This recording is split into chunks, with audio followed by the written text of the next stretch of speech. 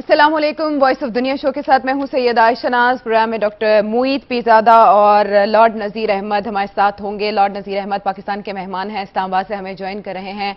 लेकिन क्या बात करें इस गए हफ्ते की, गुजरे हफ्ते की। 22 मई का दिन ऐसा दिन था जब 22 अफराद मैनचेस्टर में हलाक हुए एक अफसोसनाक वाक़े के नतीजे में, जो कि खुदकुश हमला कहा जा रहा है। पहले आपको एक रिपोर्ट दिखाते हैं, उसके बाद कॉन्सिक्वेंसेस पर बात करेंगे।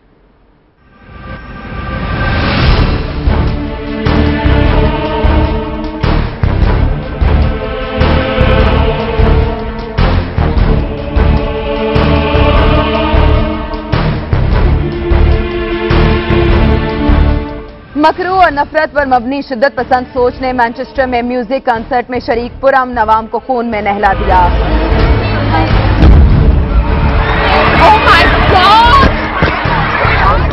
जुलाई 2005 के बाद बरतानिया में दहशतगर्दों की यह सबसे बड़ी कार्रवाई थी, जिसमें दानिस्ता तौर पर बच्चों को निशाना बनाया गया। खुदकुश हमले में 22 अफराद हलाक जबकि 59 जख्मी हुए। We know that among those killed and injured were many children and young people. We struggle to comprehend the warped and twisted mind that sees a room packed with young children not as a scene to cherish, but as an opportunity for carnage. मुल्क की सलामती से मुतालिक cobra meeting के बाद बरतानिया में threat level को खतरनाक सतह तक बढ़ाकर अहम मकामात पर फौज तैनात करने की मंजूरी दे दी गई है। That the threat level should be increased for the time being, from severe to critical. This means that armed police officers responsible for duties such as guarding key sites will be replaced by members of the armed forces. इंतखाबात की तैयारियों में मशगूल जमातों ने इंतखाबी सरगर्मियां मुअत्तल कर दी। All the parties, ourselves, Labour and the Conservatives, have been in discussions, and we're absolutely of the view that our campaigning, our national campaigns, have been suspended. There can be nothing worse than losing a child in a situation like this. We have to put our arms around them and support them, not just today, but in all the very difficult days to come. आलमी सतह पर भी मुतासरीन से इज़हार यकजहती की गई। आलमी रहनुमाओं ने इस बदतरीन दहशतगर्दी की सख्त मजम्मत की। So many young, beautiful, innocent people living and enjoying their lives murdered by evil losers in life. I won't call them monsters. I will call them losers. हमलावर की शनाख्त 22 साला बरतानवी नजाद लिबियन सलमान उबैदी के तौर पर हुई है, जबकि हमले से मुतालिक अहम मालूमात लीक करने पर बरतानिया ने अमेरिका से सख्त एहतजाज किया है। उधर दाइश ने हमले की जिम्मेदारी कबूल कर ली है, लेकिन बरतानवी मीडिया के बाद सीनियर तजियाकारों पर नफरत फैलाने का इल्जाम लगाया गया, जबकि मोतबर सहाफी पियर्स मॉर्गन भी जज्बात में बह गए। At some point there has to be a more concerted effort by the Muslim community, not just here but in every country, to root out these people whose brains have been completely warped into thinking that this is the way that they should be behaving. Manchester के रहने वालों ने हमले के बाद अपने घरों, दुकानों और गाड़ियों के दरवाजे जख्मियों और मुतासरा अफराद पर खोल दिए। The place to do business then dance, where goal-getters and goal-setters know they've a chance. And this is the place where we first played as kids. And my mum lived and died here. She loved it. She did. And this is the place where our folks came to work, where they struggled in puddles, they hurt in the dirt, and they built us a city. They built us these towns, and they coughed on the cobbles to the deafening sound of the steaming machines and the screaming of slaves. They were scheming for greatness. They dreamed to their graves, and they left us a spirit. They left us a vibe. That Mancunian way to survive and to thrive and to work and to build and to connect and create. And Greater Manchester's greatness is keeping it great. और क्योंकि हम पाकिस्तानी दहशतगर्दी से मुतासर हैं तो ये गम बखूबी समझ सकते हैं, और टीम दुनिया पाकिस्तानियों की हमदर्दियाँ मुतासरीन के साथ हैं, मुतासरा ख़ानदानों के साथ हैं जो इस कर्ब से गुजर रहे हैं। इसे हम बखूबी महसूस कर सकते हैं। लॉर्ड अहमद, अब हम देख रहे हैं कि तहकीकात का अमल जारी है, क्रिटिकल लेवल है, लेकिन अमेरिका की जानिब से जो हसास मालूमात लीक की गई उस पर बरतानिया को बहुत गुस्सा है। बरतानिया की स्ट्रैटेजी आप कैसे देख रहे हैं इस वाक़े के बाद आइंदा रोकथाम के लिए? आयशा, 3 बातें जो मैं पहले करना चाहता हूं। एक तो मैनचेस्टर एक ऐसा खूबसूरत शहर है जहां 2 हफ्ते पहले मैंने ब्रिटिश मुस्लिम हेरिटेज सेंटर के अंदर एक बहुत खूबसूरत डिनर था, गालर डिनर था, जहां पे फौज भी थी, जनरल्स भी थे, वहाँ पे जो क्वीन के नुमाइंदा होते हैं وہ بھی تھے، اور ایم پیز، لارڈز، بہت سارے لوگ تھے، اپنی کمیونٹی تھی، مسلمان جو ہیں وہ اپنی کنٹریبیوشن برٹش سوسائٹی کے اندر پہ فخر کر رہے تھے۔ تو یہ ایسا شہر ہے، یہ ایسا نہیں ہے جہاں پہ کوئی سوشل اور اکنامک پرابلمز ہوں، جہاں پہ کمیونٹیز پیرالل رہتی ہوں، جہاں پہ ڈویژنز ہوں۔ یہاں پہ اگر آپ چلے جائیں وہ جو ایریا ہے جہاں پہ پاکستانی ریسٹورنٹس ہیں، وہ کری مائل ولمزلو روڈ کے اوپر، تو وہاں پہ ساری کمیونٹیز وہاں پہ آتی ہیں، تو یہاں پہ کوئی ایسی ٹینشنز وغیرہ نہیں تھی، ایک نمبر۔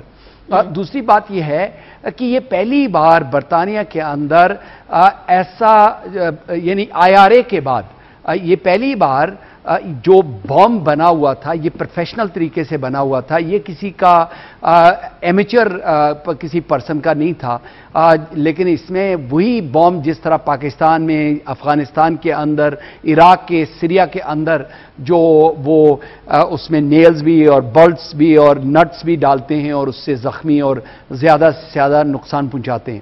اور پھر جو آخری بات میں اس حوالے سے کہنا چاہتا ہوں وہ یہ ہے کہ فرائٹنگ یہ ہے کہ جس طریقے سے اس کو پلان کیا گیا، ظاہر ہے اب انٹیلیجنس سروسز، پولیس والے جو ہیں وہ اس پہ کام کر رہے ہیں، لوگوں کو اریسٹ کر رہے ہیں، تو جس طریقے سے برٹش اس میں ایک چیز ایڈ کروں جو ہمارے اوپر، پلیز کریں لارڈ احمد، پولیس کی ایک اسیسمنٹ یہ بھی ہے جی، جو BBC میں نے پڑھی ہے، BBC کی ویب سائٹ پہ، وہ یہ ہے کہ یہ جو لڑکا 22 سال کا تھا لیبین ڈیسینٹ کا، یہ ایک میول تھا پروفیشنل ٹرمز میں۔ میول سے مطلب ہے کہ یہ سب کچھ جو سیوسائڈ بامبنگ مٹیریل تھا یا ایکسپلوسو تھے، یہ اس پہ لادے گئے ہوئے تھے، یہ پرنسپل ڈیسیجن میکر نہیں تھا، اس کا ایک ریموٹ ہینڈلر بھی تھا، اس کا گائیڈ کرنے والا بھی تھا جو اس کو اس جگہ تک لے کر گئے۔ سو یہاں پر ایک پوری پلاننگ، ایک تو آپ نے جیسے بہت خوبصورتی سے واضح کیا کہ مانچسٹر شہر کے اندر کوئی ایسی ریلیجس ان ایکویلٹی اور سٹرگل نہیں ہے، یہ وہ شہر ہے جہاں متعدد مسلمان جو ہیں وہ لارڈ میئر یا میئر رہ چکے ہیں اس شہر کے۔ آپ افضل صاحب کو ہی دیکھ لیں، وہ لارڈ میئر ہیں، پھر یہیں سے وہ برطانیہ کے MEP رہے ہیں، بے تحاشا لوگ ہیں، تو اس میں وہ سجاد کریم ہیں، وہ ممبر آف یورپین، جی لیکن تو وہ جو احساس محرومیت ہے وہ بھی ایلیمنٹ نہیں ہے، تو یہ ایک خالصتاً سازش ہے، اور پھر اس کی داعش نے، ISS نے ذمہ داری لی ہے ایک ایسے موقع پہ لارڈ احمد جب امریکن پریزیڈنٹ ڈونلڈ ٹرمپ مشرق وسطیٰ کے دورے پہ نکلتے ہیں، وہ سعودی عرب سے نکل کے اسرائیل پہنچتے ہیں جب یہ چیز ہوتی ہے۔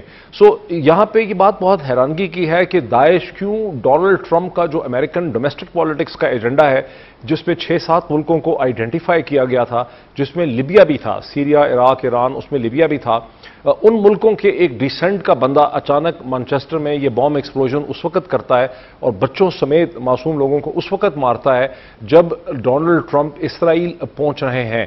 تو یہاں پر داعش کیا ہے، داعش کے اندر کون سے ایلیمنٹس ہیں، اس کے اندر کس قسم کی پینیٹریشن ہے، کیونکہ یہ کوئی 9/11 کا مومنٹ نہیں ہے اس وقت دنیا کے اندر۔ جس طرح کا ایک ایجنڈا بھی انٹرنیشنل پالیٹکس میں شیپ کیا جا رہا ہے، جو کہ سعودی عرب سے ڈونلڈ ٹرمپ نے شیپ کرنے کی کوشش کی ہے، یہ کوئی 9/11 نہیں ہے۔ 9/11 میں تو ہم سمجھ سکتے ہیں کہ پریزیڈنٹ بش جو ہے وہ مجبور بھی تھے، مطلب ایک بہت بڑا حادثہ ہوا اور پوری دنیا جو تھی اس سے متاثر ہوئی، وہ امریکہ کے ساتھ کھڑی تھی۔ اس وقت جو کچھ دنیا کی سیاست میں ہو رہا ہے وہ کسی حد تک اس کو دھکا دیا جا رہا ہے، یہ اس میں ایک مصنوعی، ایک کنسٹرکٹ کا ایلیمنٹ بھی لارڈ احمد مجھے نظر آتا ہے۔ اچھا لارڈ احمد، سوال یہیں سے منسلک کہ یہ اقوام جو ہیں یا یہ جو قومیں جو ترقی یافتہ ہیں وہ برین واشنگ کی طرف پہلے جاتی ہیں، ہم نے ڈی ریڈیکلائزیشن کے لیے ایفرٹس بھی دیکھی، لیکن اس کے باوجود ہم دیکھ رہے ہیں کہ اس طرح کے منصوبے جو کہ اتنے بڑے پیمانے پر تخریب کاری کے ہوتے ہیں وہ روکے نہیں جا سکتے، اور اب فوج کو تعینات کر دیا گیا ہے، مطلب اتنی بے بسی ہو چکی ہے سیکیورٹی اداروں میں کہ وہاں بھی فوج کو ہی آنا پڑا۔ نہیں، وہ بے بسی نہیں ہے، وہ اس لیے کیونکہ جو اگلا سٹیپ ہے وہ یہ ہے کہ اگر ان کے پاس ٹیکنالوجی تھی، ان کے پاس مٹیریل تھا، ان کے پاس وہ نو ہاؤ تھی، جو بہت عرصے سے ہم سوچ رہے تھے کہ کب یہ لوگ جو ہیں وہ کہاں سے آئیڈینٹیفائی ہوں گے، جن کے پاس یہ ٹیکنالوجی آ جائے گی، اس میں ڈیٹینیٹر ہو، اس میں جو ایکسپلوزیوز ہیں وہ کہاں سے آئے، کس طریقے سے آئے، تو کیونکہ اب پتہ چل گیا کہ وہ ہیں، اور یہ بھی پتہ چل گیا جس طرح ڈاکٹر صاحب نے کہا کہ اس کو جو ہے وہ یہ خود تو وہ ریموٹ وہ اس کو چاہے کسی نے اور نے بلو اپ کیا یا اس نے کیا، لیکن اس کو بھیجنے والے کوئی اور تھے، آرگنائز کرنے والے اور تھے، بلکہ ایک ٹویٹ بھی میں نے دیکھی ہے, چاہے پتہ نہیں وہ اوتھینٹک ہے یا نہیں, جس پہ 4 گھنٹے پہلے یہ کہا گیا تھا کہ آپ کو لی رگبی جو ڈرمر ہے وہ بھول گئے ہیں. آج بھی انہوں نے اس کا ذکر کیا, جگہ کا ذکر کیا کہ وہاں پہ بھی کچھ ہونے والا ہے. تو یہ وہ لوگ کون ہیں مجھے نہیں پتا, یہ تو انٹیلیجنس سروسز اور جو ہمارے ادارے ہیں وہ اس کو پتہ کریں گے. لیکن یہ ہمارے لیے, ہماری کمیونٹیز کے لیے, ہمارے ملک کے لیے, برطانیہ کے لیے یہ بہت بڑا چیلنج ہے, کیونکہ مجھے ڈر یہ ہے کہ یہ وہی ایرا آ رہا ہے جس میں IRA کے بم بلاسٹ مینچسٹر میں بھی ہوتے تھے, لندن میں بھی ہوتے تھے, بیلفاسٹ میں بھی ہوتے تھے. پہلی بار اتنا بڑا جو بم بلاسٹ ہوا ہے تو اس پہ الرٹ پورے ملک کے اندر, جو جہاں پہ کیونکہ ایکسپرٹیز جو ہے وہ تو صرف آرمی کے پاس ہے اس کے ان کے ساتھ ڈیل کرنے کی, کیونکہ وہ ناردرن آئیلینڈ سے ان کا تجربہ ہے, ان کا عراق سے تجربہ ہے, سیریا کے اندر اور جہاں پہ بھی آرمی کے لوگ جاتے ہیں. چاہے جائے ہمارے انٹیلیجنس سروسز اور پولیس جو ہے وہ کام اچھا کرتی ہے, لیکن اس موقع پہ فوج کے پاس تجربہ موجود ہے کہ وہ نمٹ سکے اس نوعیت کے حالات سے. لارڈ احمد, ابھی ہم یہ دیکھ رہے ہیں کہ برطانیہ کے لیے اچھا وقت نہیں چل رہا ہے. ایک تو قبل از وقت انتخابات کا اعلان ہوا, اس سے پہلے اب یہ دہشت گردی ہو گئی جس کی وجہ سے انتخابی مہم بھی معطل کرنا پڑی. لیکن برطانیہ اپنے دوستوں پر کس حد تک اعتبار کر سکتا ہے کہ امریکہ کو جو معلومات دی گئیں وہ امریکہ کی جانب سے لیک کر دی گئیں, وہ لیک کیسے ہوئیں؟ اب ٹریزا میں جا رہی ہیں نیٹو سمٹ میں اور وہ ڈونلڈ ٹرمپ سے تحفظات کا, ریزرویشنز کا اسی معاملے پر اظہار کریں گی. بریک کے بعد جب واپس آئیں گے تو بات کریں گے اسی معاملے پر. ہمارے ساتھ رہیے.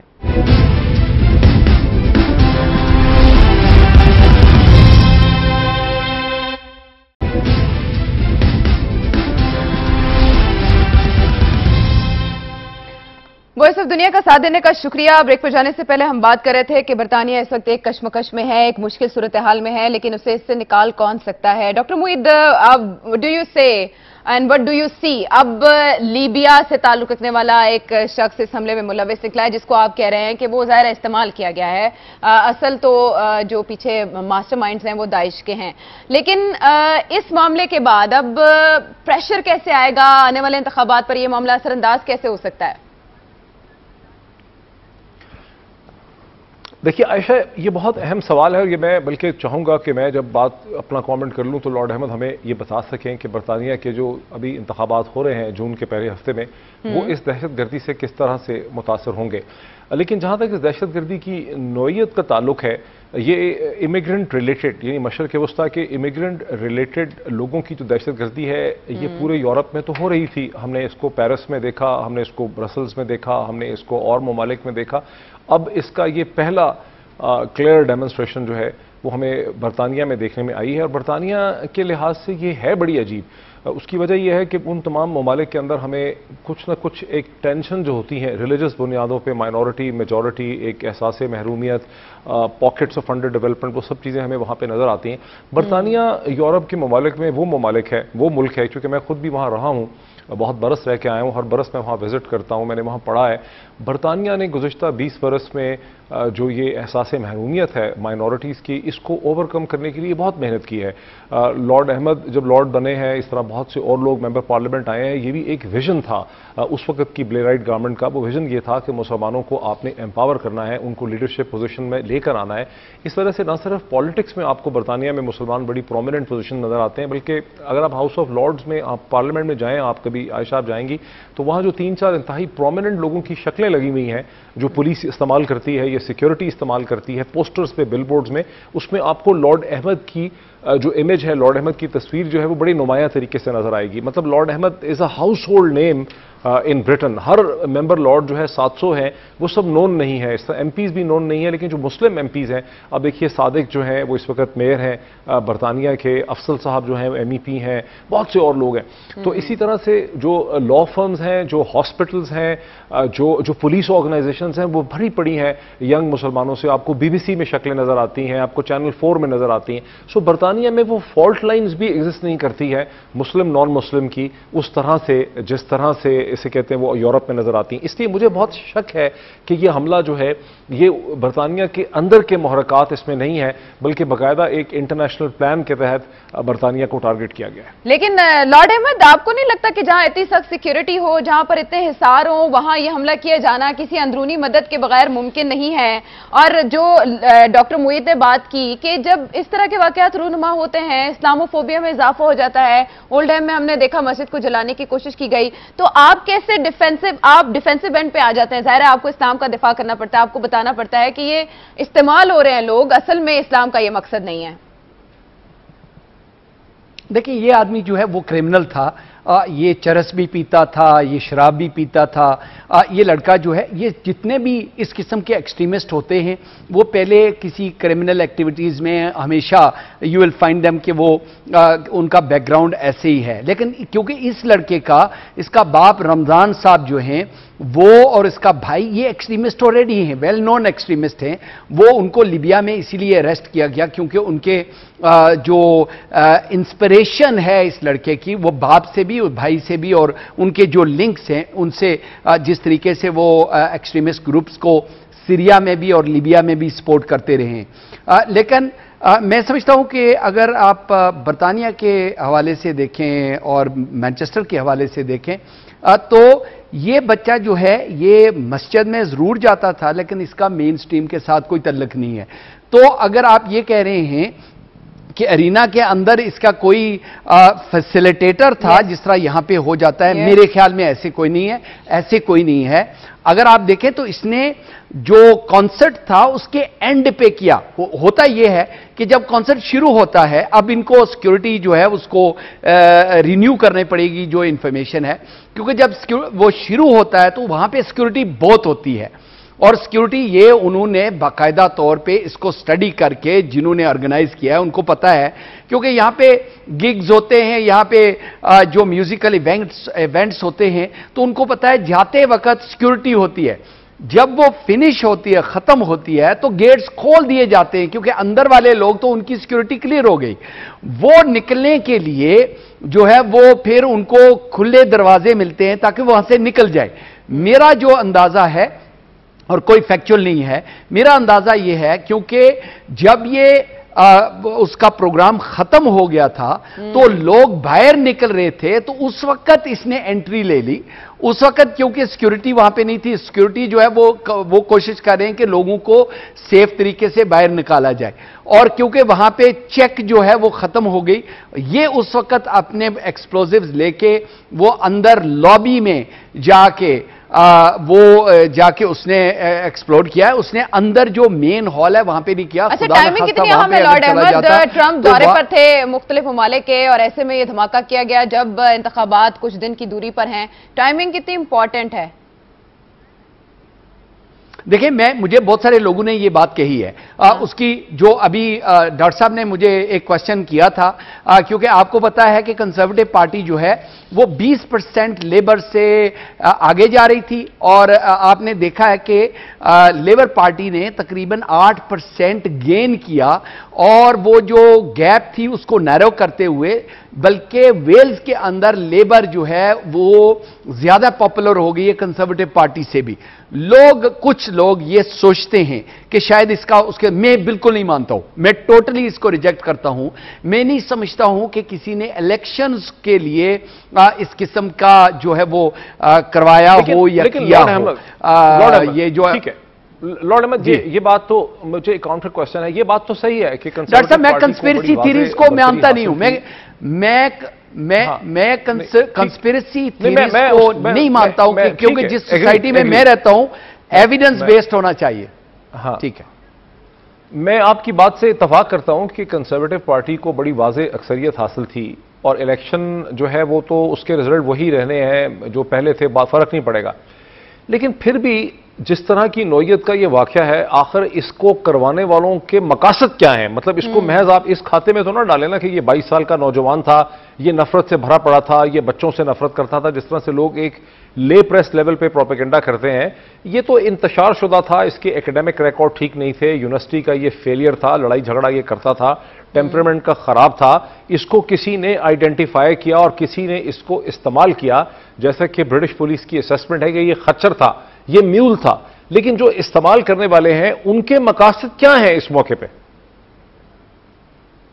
देखिए, वो दहशत फैलाना और फिर दाइश का तो पूरे यूरोप के अंदर दहशत फैलाना और फिर रिवेंज हासिल करना, क्योंकि वो बार बार ये कहते हैं, क्योंकि लीबिया के अंदर अगर आप देखें तो यहां पे तो इवन प्रेसिडेंट ओबामा ने भी कहा था कि ये डेविड क्या नाम है हमारे जो प्राइम मिनिस्टर थे, उन्होंने कंजर्वेटिव पार्टी के, तो उन्होंने ये जो पॉलिसी बॉम्बिंग की थी, नेटो की बॉम्बिंग जो की थी लीबिया के अंदर, वो पॉपुलर नहीं थी। बल्कि इससे पहले मैं भी वहां पे गया था, हम लोगों ने भी कहा कि वहां पे ये जो फितना फसाद, वहां पे ट्राइबल वॉर्स, वहां पे दाइश और उस वक्त तो अलकायदा और एक्सट्रीमिज्म और टेररिज्म वहां पे बढ़ेगी, वहां पे सेक्शंस जो हैं वो टूटने का खतरा है।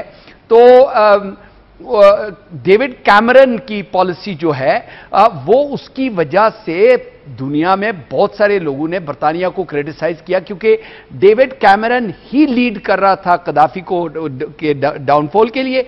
कदाफी और फिर उसके बाद लीबिया के अंदर जो पॉलिसी यूरोपियन की थी, अमेरिका उस वक्त बैक ऑफ हो गया था, वो उसको लीड बर्तानिया कर रहा था। तो एक ये मकसद भी हो सकता है कि ये रिवेंज है बर्तानिया से कि आपकी वजह से जो मुल्क अच्छा चल रहा था, अच्छा तो नहीं था, लेकिन एक चलो उसमें कंसिस्टेंसी थी, चलो जुल्म था, लेकिन आपने इंटरफेयर किया, यानी कि ये रिवेंज हो सकता है। तो ये भी हो सकता है। इसका एक इफेक्ट, क्योंकि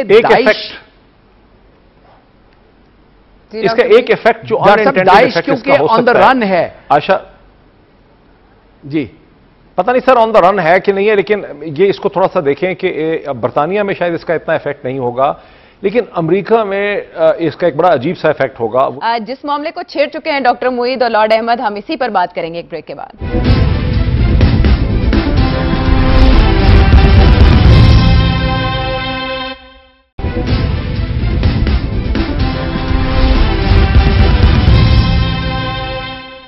नाज़रीन, डोनाल्ड ट्रंप ने अमेरिका से बाहर कदम निकाला तो एक ऐसा दौरा किया जिसके बहुत से पहलू हैं, जिन पर बहुत सी बातें की जा सकती हैं, जिसमें अब वो जब मुसलमानों के दरमियान घिरे थे तो वो उन पर हावी नजर आ रहे थे। वहां पर इवांका और मलानिया के सर पर स्कार्फ न ओढ़ने की भी बहुत सी बातें हुई, लेकिन जब वो आगे गए, वेटिकन गए या वो पोप फ्रांसिस से मिले या इसराइल गए, उस दौरान जब वो मजहबी मकामात पर गए तो वो बाकायदा उन रसूमात को फॉलो करते हुए दिखाई दी। उनकी अहलिया, उनकी साहबजादी, जो उन्होंने बिल्कुल मुनासिब न समझा सऊदी अरब में फॉलो करना। तो लॉर्ड अहमद, आप यही बात कर रहे थे, मुसलमान लीडर्स को तनकीद का निशाना बना रहे थे, लेकिन ऐसे में दाद तो देना डोनाल्ड ट्रंप को कि उन्होंने जो पहला ही दौरा किया उसमें उन्होंने दुनिया को दांतों में उंगलियां चबाने का मौका दे दिया। बिल्कुल, ये उसका विन विन सिचुएशन है, क्योंकि अरब मुस्लिम अमेरिकन कन्वेंशन, ये बड़ी कॉन्फ्रेंस जो हुई है, एक तो मुसलमानों को बिल्कुल डिवाइड कर दिया है, सुन्नी शिया, जो हम बार बार इस प्रोग्राम में पूरी दुनिया को बताते हैं कि ये सुन्नी शिया फसाद कहीं और से हो रहा है, आपको पता नहीं है, लगता ऐसे है कि जिस तरह हमारा अपना कोई ये फितना है। हम तो बार बार बताते हैं, लेकिन हम इस कॉन्फ्रेंस में क्यों जाते हैं? फिर हम इससे अलग नहीं रह सकते थे, कोई नुमाइंदा नहीं भेज सकते थे, जब बोलने का मौका भी नहीं दिया गया हमें। देखें आयशा, वो क्योंकि सऊदियन खजूरें जब हम खाते हैं और उनके जो पैलेसेस में जाके बैठते हैं तो उनका हुक्म था, हम ताबिया करने वाले लोग हैं, हम वहां पे ये नहीं कह सकते उनको कि हम नहीं आ सकते हैं। वहां पे आपने देखा है कि एक तरफ डोनाल्ड ट्रंप के सन इन लॉ बैठे थे, दूसरे तरफ हमारे जनरल साहब बैठे हुए थे प्रिंस मोहम्मद के साथ, क्राउन प्रिंस के साथ। वहां पे आपके प्राइम मिनिस्टर वगैरह तो मैंने कहीं नजदीक नहीं देखे, लेकिन दूर दूर कहीं बैठे होंगे। वो एक्चुअल जो ये सऊदी अरेबिया की अपनी पावर को रीइंस्टेट करने के लिए, क्योंकि ईरान जो है वो रीजनल सुपर पावर बनने की ख्वाहिश रखता है। मुझे तो दुख है, दुख दोनों के ऊपर है। एक तो ईरान अगर इस चीज पे बाज आ जाए, दूसरा सऊदी अरेबिया बाज आ जाए।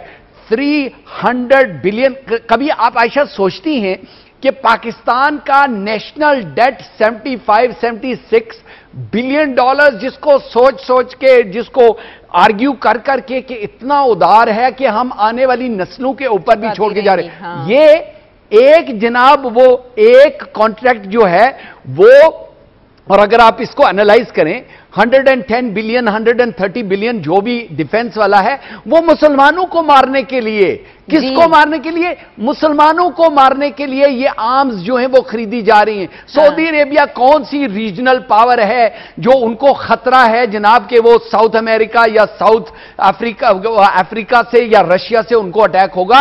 वो अगर वो सोचते हैं तो वो यमन से सोचते हैं, ईरान से सोचते हैं, लेबनान से सोचते हैं, क्योंकि उनके नेबर तो जीसीसी कंट्रीज तो उनको कोई डेंजर नहीं पोज करते।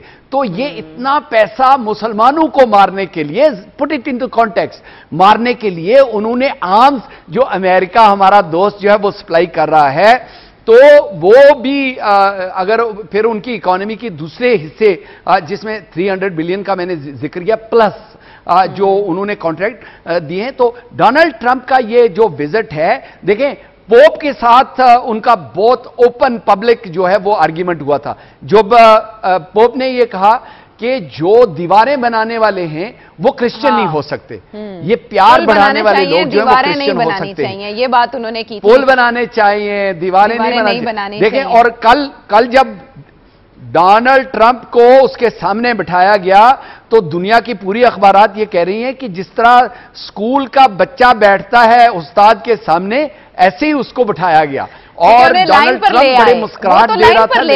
लेकिन डॉक्टर मुईद, सुन्नी शिया के दरमियान डोनाल्ड ट्रंप ने एक लाइन खींच दी है और वाजे कर दी है। अब इसके बाद हम देख रहे हैं कि तारीख बताती है कि मुस्लिम्स को नॉन मुस्लिम्स ने इतना नहीं मारा जितना मुस्लिम्स को मुस्लिम्स ने नुकसान पहुंचाया। और अब इतना बड़ा असलहा इतनी बड़ी मिकदार में ये किसके खिलाफ इस्तेमाल होगा? इस्लामी दुनिया के खिलाफ। ईरान का नाम वाज़े तौर पर दोनों ममालिक के वज़ीर ख़ारिजा ने लिया है। आपको नजर नहीं, मतलब आप कैसे देख रहे हैं इस डील को, जो इतनी बड़ी डील हुई है इन दोनों ममालिक के दरमियान, और बड़े बड़े मुआहदे 10 साल पर मुहित हैं। दुनिया ज्यादा तकसीम हो गई है, लेकिन ये तकसीम मुसलमानों के दरमियान है। इसके 2-3 पहलू हैं। पहला पहलू तो यह है कि ये जो असला है, ये जहां सऊदी अरब को ताकत देता है अपने लोगों के ऊपर, सबसे ज्यादा सऊदी अरब को ताकत चाहिए अपनी पॉपुलेशन के ऊपर, और फिर ईस्टर्न सऊदी अरेबिया के अंदर या सदर्न सऊदी अरेबिया के अंदर जो वहां पर एक इंसर्जेंसी की सी कैफियत है। देखें, यमन की जो जंग है उसका ताल्लुक खुद सऊदी अरब के अपने बॉर्डर्स के साथ है। लोग इस चीज़ को नज़रअंदाज कर देते हैं कि सऊदी अरब यमन में इसलिए मौजूद है कि बहुत सी जो सऊदी अरेबिया की ईस्टर्न या सदर्न पॉपुलेशन है वो यमनी ओरिजिन की है। ये बॉर्डर्स तो अब बने हैं ना 50-60 साल पहले, अदरवाइज ये एक पेनिनसुला है जिसकी बहुत बड़ी टेरिटरी ऐसी है जो कभी यमन में थी और उसको 1930 के बाद आहिस्ता आहिस्ता सऊदी अरब ने एक्वायर कर लिया है और उसके साथ पॉपुलेशन भी है। तो ये जो पावर प्रोजेक्शन हो रही है ये अपने लोगों के लिए हो रही है, ईरान के लिए हो रही है, खित्ते के लिए हो रही है। लेकिन इसका एक और भी बड़ा दिलचस्प पहलू है। वो पहलू ये है कि अमेरिका की इकोनॉमी के अंदर सऊदी अरब ने ये कमिट किया है कि वो 380 बिलियन यानी अंदाजन $400 बिलियन की वहां पर इन्वेस्टमेंट होगी। एक तो $110 बिलियन की असले की है, फिर एनर्जी कॉन्ट्रैक्ट्स हैं, फिर $40 बिलियन के रोड इंफ्रास्ट्रक्चर के अंदर इन्वेस्टमेंट है। तो अमेरिका की सियासी क़यादत को, प्रेसिडेंट डोनाल्ड ट्रंप को, अमेरिका की मईशत को सऊदी अरब ने रिश्वत लगाई है। ये हाई स्ट्रेट यानी एक रिश्वत है जो उनकी हमायत हासिल करने के लिए की गई है। समिट का मकसद कोई जंग करना नहीं है। समिट का मकसद यह है कि मगरिब को, अमेरिका को, पूरी दुनिया को यह बाबर करवाया जाए कि मशरक़ वस्ता का और मुस्लिम दुनिया का जो असूली लीडर है या मुसल्लमा लीडर जो है वो सऊदी अरब है, ईरान नहीं है, जिसके साथ अमरीकी और मगरिब की ताकतें जो हैं वो गुज़श्ता 4-5-6 बरस में पींगे बढ़ा रही हैं। जो कंट्रास्ट बड़ा वाज़ेह हो जाता है इस पूरे समिट का जो है वो ये है कि सिर्फ एक दिन पहले, इस समिट होने से सिर्फ एक दिन पहले ईरान में प्रेसिडेंट हसन रूहानी और वो मॉडरेट फैक्शन, मॉडरेट लोगों की मदद से इलेक्शन जीत जाते हैं 57% मेजॉरिटी लेके। 20 मिलियन से ज़्यादा उन्होंने वोट हासिल किया है 40 मिलियन में। और ये सारा का सारा जो सपोर्ट बेस है ये प्रो वेस्टर्न है, ये मगरब को एंगेज करना चाहता है, ये दुनिया के ट्रेडिंग रजीम का, दुनिया के कल्चर का, उसकी फिल्म का, उसके म्यूजिक का, उसके आदाब का हिस्सा बनना चाहता है। सो दूसरी तरफ डोनाल्ड ट्रंप खड़े हैं तमाम डिक्टेटोरियल यानी रजीम्स के साथ। तो ये जो है कंट्रास्ट भी बड़ा है, और मुझे ऐसा लगता है कि जो कुछ वहां पे कहा गया है ये एक बलून है, ये एक ऐसा गुब्बारा है जो ज्यादा चल नहीं पाएगा। उसकी वजह यह है कि एक तो ईरान के अंदर बड़ी मॉडरेट किस्म की गवर्नमेंट है, वो जो डोनाल्ड ट्रंप ये चाहते हैं कि ईरान यूएस जो डील है उसे ईरान किसी तरह से स्क्रैप कर दे, लेकिन ईरान उसको स्क्रैप करने के मूड में नहीं है। और रशिया, चाइना, मैं थोड़ा सा इसमें ऐड करना चाहता हूं, प्लस मैं थोड़ा सा मैं ऐड करना चाहता हूं। आप बिल्कुल ये बात दुरुस्त कर रहे हैं, लेकिन एक उसमें जो कॉम्प्लिकेशन है वो इसराइल और हिजबुल्लाह के साथ, इसराइल और हिजबुल्लाह आई टू आई, क्योंकि हिजबुल्लाह पहले भी कह चुके हैं कि अगर अब हम पे हमला करने की कोशिश करेगा इसराइल तो हमारे जो फाइटर्स हैं उन्होंने सीरिया में ट्रेनिंग ली, वहाँ पे उन्होंने 1000 से ज़्यादा बल्कि कई हज़ार वहाँ पे उनके लोग मारे गए। तो ये जो उनकी जो वहाँ पे आम सप्लाई की गई ईरान की तरफ से, चाहे जाए वो एक प्रीटेक्स्ट के अंदर कि वो सीरिया में लड़ रहे हैं, वो इराक के अंदर लड़ रहे हैं, उसके साथ साथ उन्होंने अपना जो वो आर्म्स एमिनेशन जो है वो जमा कर लिया है, उनकी ट्रेनिंग बढ़ गई है। तो मेरे ख्याल में मैं इसका अगर आप साइकिल देखें तो हर 5, 7, 10 साल के अंदर जो है वो इसराइल और हिजबुल्लाह की जंग होती है। तो ये ज़्यादा ईरान के मेरे ख्याल में डायरेक्ट उसके साथ लड़ाई शायद कम, लेकिन लेबनान के साथ और हिजबुल्लाह के साथ जो जंग है उसकी पॉसिबिलिटीज हैं, क्योंकि हिजबुल्लाह नहीं चाहता। लेकिन सवाल ये है कि क्या इसराइल और हिजबुल्लाह में अगर झगड़ा होता है तो फिर क्या सऊदी अरब जाके इसराइल की मदद में हिजबुल्लाह के खिलाफ लड़ेगा? ये तो नहीं हो पाएगा ना। सऊदी अरब का जो असला है वो हिजबुल्लाह के खिलाफ नहीं होगा। नहीं एक्चुअली वो चाहे जाए सऊदी अरेबिया उनको अपना जो असला है वो शायद ना दें, लेकिन ऑलरेडी अगर आप स्टेटमेंट्स देखें तो सऊदी अरेबिया के जो कुछ शहजादे हैं वो कह चुके हैं कि वो इसराइल की सपोर्ट करेंगे, वो हिजबुल्लाह या ईरान की सपोर्ट नहीं करेंगे अगर इसराइल की जंग हुई तो ये भी पॉसिबिलिटी है कि वो अपना असला जो है, वैसे इसराइल के पास तो असला बहुत ज्यादा है और फिर जो अगर खत्म भी हो जाए तो उसको अमेरिका सप्लाई करने के लिए तैयार है, लेकिन जो पॉलिटिकल सपोर्ट, मॉरल सपोर्ट वो सऊदी अरेबिया कह चुका है कि वो अब इसराइल को सपोर्ट करने के लिए तैयार है, लेकिन ईरान और हिजबुल्लाह को सपोर्ट करने के लिए तैयार नहीं। देखिए, मैं I am not anti Arab as such, लेकिन उनके करतूत जो हैं वो देख के मुझे बहुत सारे क्वेश्चंस हैं कि वो कामयाबी तो इसी में है ना, कामयाबी तो इसी में है ना कि वक्त से पहले वक्त के तकाजों को ताड़ लिया जाए। डॉक्टर मुईद, आप जो आर्ग्यूमेंट करना चाहते हैं हम उसको नेक्स्ट सेगमेंट में डिस्कस करेंगे, क्योंकि आप इस प्रोग्राम के स्टार्ट से पहले बात कर रहे थे कि कांग्रेस को खबरदार किया गया है एक अमेरिकी इंटेलिजेंस एजेंसी की जानिब से कि भारत हमलों को रोकने के बहाने पाकिस्तान में कार्रवाई कर सकता है या पाकिस्तान पर हमला कर सकता है। तो ये एक बहुत अहम मामला जिसको हम डिस्कस करेंगे अगले सेगमेंट में। हमारे साथ है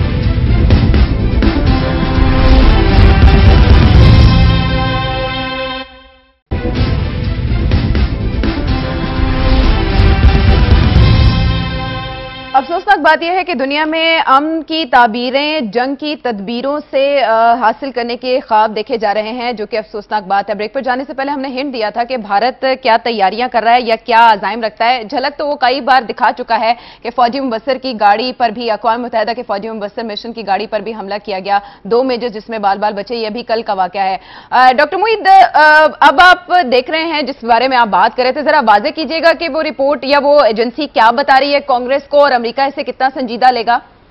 जी आयशा, मैं बिल्कुल इस पे कमेंट करता हूं। इससे पहले एक छोटा सा कमेंट जो पिछले पार्ट में रह गया कि जब सारी दुनिया की मुस्लिम लीडरशिप सऊदी अरब में इकट्ठी हुई, 35 ममालिक की लीडरशिप, हमारे वजीर आजम मोहतरम नवाज शरीफ साहब भी वहां पे थे, तो जो समिट था उसका उन्वान ये था कि मुस्लिम दुनिया के अंदर रेडिकलाइजेशन और इंतहा पसंदी के खिलाफ मतलब एक जद्दोजहद जो है वो की जाएगी। वहां तो हमने ये कमिटमेंट की, हम उसका हिस्सा थे।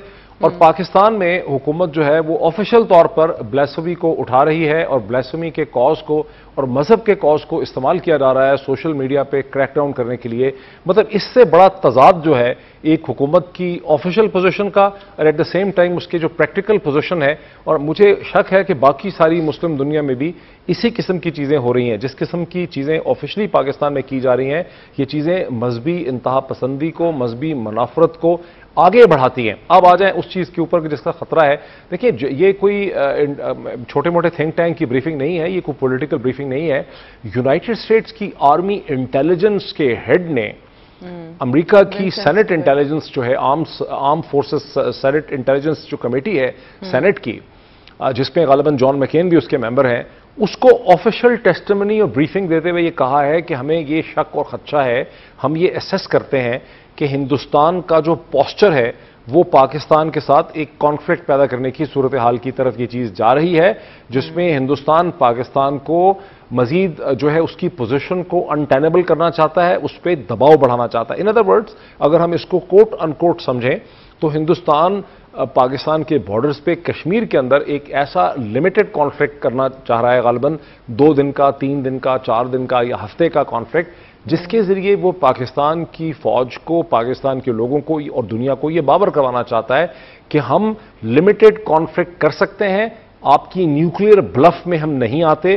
جو آپ بار بار یہ کہتے ہیں کہ ہم دونوں کنٹری نیوکلیئر ہیں, ہم دونوں ضرور نیوکلیئر ہوں گے, but we are still nuclear plus, تو ہم آپ کو پٹائی کر سکتے ہیں, سبق سکھا سکتے ہیں.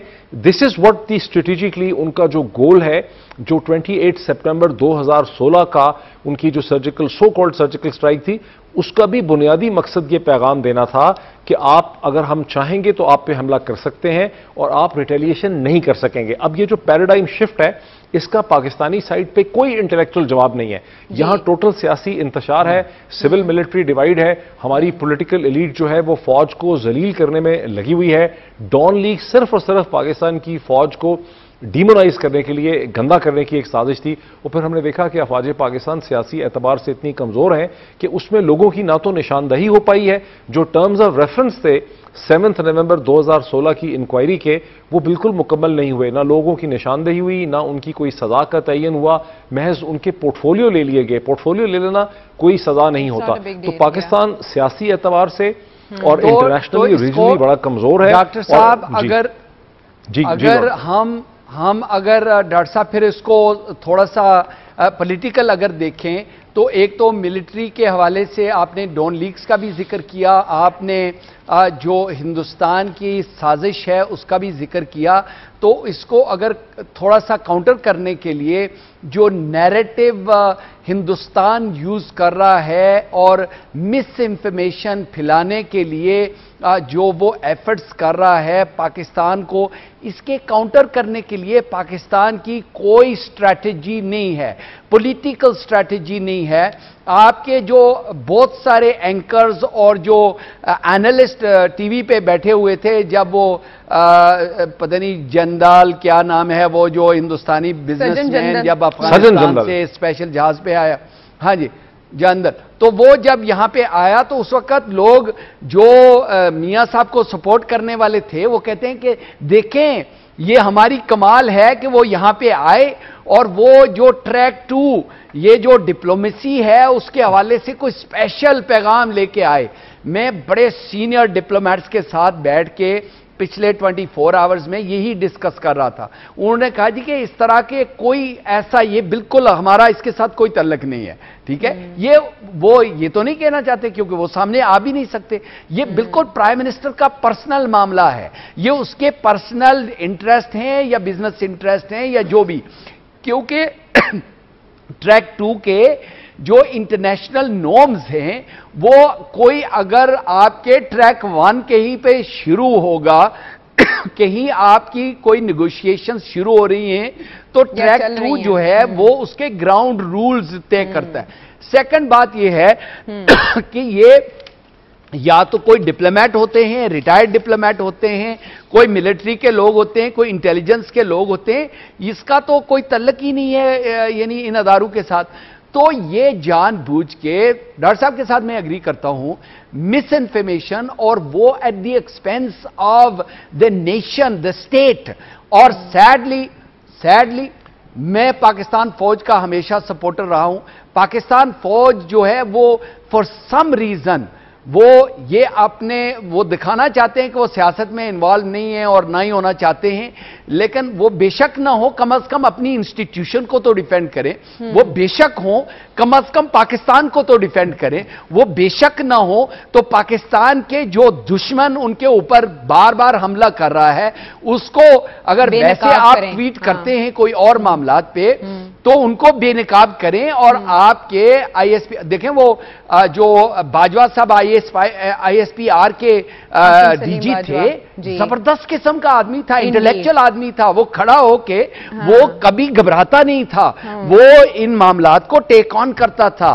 آج مجھے وہ نظر نہیں آ رہا, اور آج ہمیں وہ چاہیے. ڈاکٹر معید, آپ کا ٹیک, پروگرام کا وقت ختم ہوا چاہتا ہے, آپ کا ٹیک اس معاملے پر. آپ دیکھیے عائشہ, میں لارڈ احمد سے پوری طرح سے ایگری کرتا ہوں. پہلا پوائنٹ یہ ہے کہ جو بھی آرمی ہائی کمانڈ نے فیصلہ کیا, لیکن جس طرح سے اس ٹویٹ کو وڈرا کیا گیا اور اس کے بعد جس طرح سے D G I S P R کو میڈیا کے سامنے کھڑا کر دیا گیا ایک بڑی شکست خوردہ صورتحال میں, اس سے پاکستانی فوج کا جو امیج ہے پاکستان کے اندر بہت بری طرح سے متاثر ہوا. دوسری چیز یہ ہے کہ ایک عجیب و غریب قسم کی سازش ہو رہی ہے کہ پاکستانی فوج کا جو اپنا پولیٹیکل سپورٹ بیس تھا, وہ تمام نوجوان یوتھ جو سپورٹ کرتی تھی, جب اس نے غم و غصے کا یا ریئیکشن کا اظہار کیا تو انٹیریئر منسٹر اور حکومت ایک سوچے سمجھے منصوبے سے ان کو ڈیٹین کر رہے ہیں, گرفتار کر رہے ہیں, سزائیں دے رہے ہیں, ہراسمنٹ کر رہے ہیں, ویب سائٹس پہ باؤنس کر رہے ہیں, فیس بک پہ. تو ایسا ہو گیا ہے کہ پاکستان کی فوج, مجھے نہیں پتا ان کی ہائی کمانڈ کی لاجک اور وزڈم کیا ہے, اللہ بہتر جانتا ہے, لیکن میری ناقص رائے میں اس وقت پاکستان کی فوج اپنے پولیٹیکل سپورٹ بیس سے بالکل الگ ہو چکی بھی ہے, آئسولیٹڈ ہے, بہت ہی کمزور صورتحال میں ہے. اور ہندوستان جو ہے اس کی جو اسٹریٹجی ہے پاکستان کے اندر نیریٹو شیپ کرنے کی, خواہ وہ ڈان لیگز کی شکل میں ہو, خواہ وہ کلبھاشن یادو اور آئی سی جے کی شکل میں ہو, یا اور تمام چیزوں کی شکل میں ہو, وہ ایک کامیاب نظر آتی ہے. اس موجودہ صورتحال میں اگر ہندوستان نے ایگریشن کی تو پاکستان کو اس کے بڑے ڈینجرس اور کرٹیکل کانسیکوینسز ہوں گے. غالباً پاکستان میں نواز شریف صاحب کی حکومت کو تو سپورٹ کیا جائے گا, لیکن اسٹیٹ آف پاکستان کو بڑا سیریس جو ہے وہ ریورسل یہاں پر ملے گا. خاصی ڈینجرس سچویشن ہے جو میں اس وقت اس کو اور وہ سوال جو اس پلیٹ فارم سے ریز کیے گئے ہیں وہ آئے اوپنرز ہیں, اور ہم ظاہر ہے ہم جواب طلبی چاہتے ہیں, پاکستان کے عوام چاہتے ہیں ان سوالوں کے جواب انہیں بتائے جائیں, کیونکہ اسٹریٹجی کچھ عجیب سی ہے جس کی واقعی کوئی سمت معلوم نہیں, اور عوام کبھی ادھر دیکھتے ہیں کبھی ادھر دیکھتے ہیں لیکن سمجھ نہیں آ رہی. ایسے میں مقتدر حلقوں کو یہ سمجھنا ہوگا کہ اگر اس ملک کی جڑیں وہ کاٹنے کی کوشش کر رہے ہیں یا کاٹ رہے ہیں تو اس کی کسی نہ کسی شاخ پر وہ خود بھی بیٹھے ہیں. اس درخت کو خدا نہ خواستہ اگر کوئی نقصان ہوتا ہے تو یہ نقصان سب کا ہوگا. اس سے پہلے اس حوالے سے حکمت عملی وضع کر لینی چاہیے, اور عوام کو بھی بتانا چاہیے کہ ان کے تحفظ کے لیے کہاں کیا کیا جا رہا ہے, تاکہ دشمن اس نوعیت کی دھمکیاں لگانے سے یا اس نوعیت کی کارروائیاں کرنے سے باز رہے, خبردار رہے. پروگرام کا وقت ختم ہوا چاہتا ہے, آپ کے فیڈ بیک کا انتظار رہے گا. اگلے پروگرام تک کے لیے اللہ نگہبان.